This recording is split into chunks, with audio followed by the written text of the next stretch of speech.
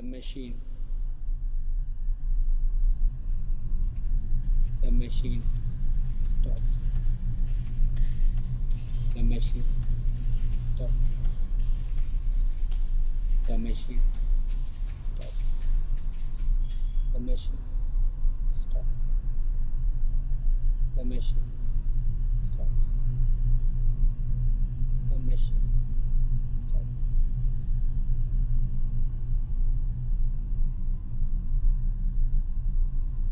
Everything is the same yet, certainly, all is altered.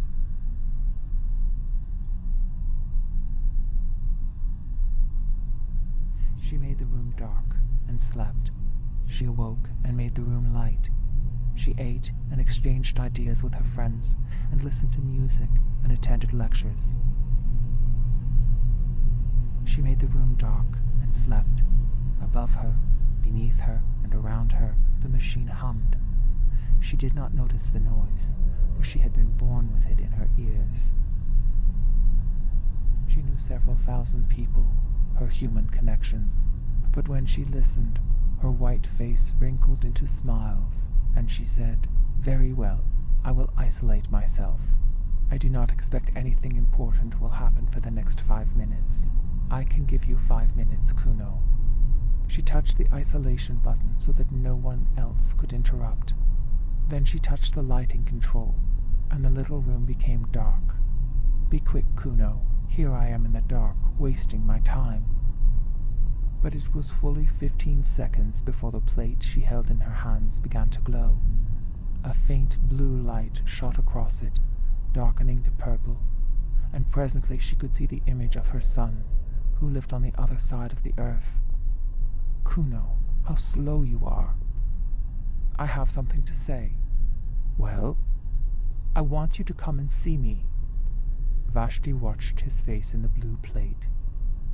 "But I can see you. What more do you want?" "I want to see you not through the machine," said Kuno. "I want to speak to you not through the machine. I see you in this plate, but I do not see you. I hear something like you through this telephone, but I do not hear you."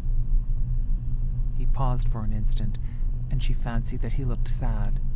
She could not be sure, for the machine only gave a general idea of people, an idea that was good enough for all practical purposes. Something good enough had long since been accepted. "I want to visit the surface of the earth. You must come, if only to explain to me what is the harm of visiting the surface of the earth. It is contrary to the spirit of the age." "Do you mean by that contrary to the machine?" "In a sense, but—" His image in the blue plate faded. He had isolated himself. For a moment Vashti felt lonely. Then she reactivated the light, and the sight of her perfect room revived her. There were buttons everywhere. Buttons to call for food, for music, for clothing. There was the button that produced literature. There were the buttons by which she communicated with her friends. The room, though it contained nothing, was in touch with all that she cared for in the world. Then she switched off her correspondence, for it was time to deliver her lecture. Public gatherings had been long since abandoned.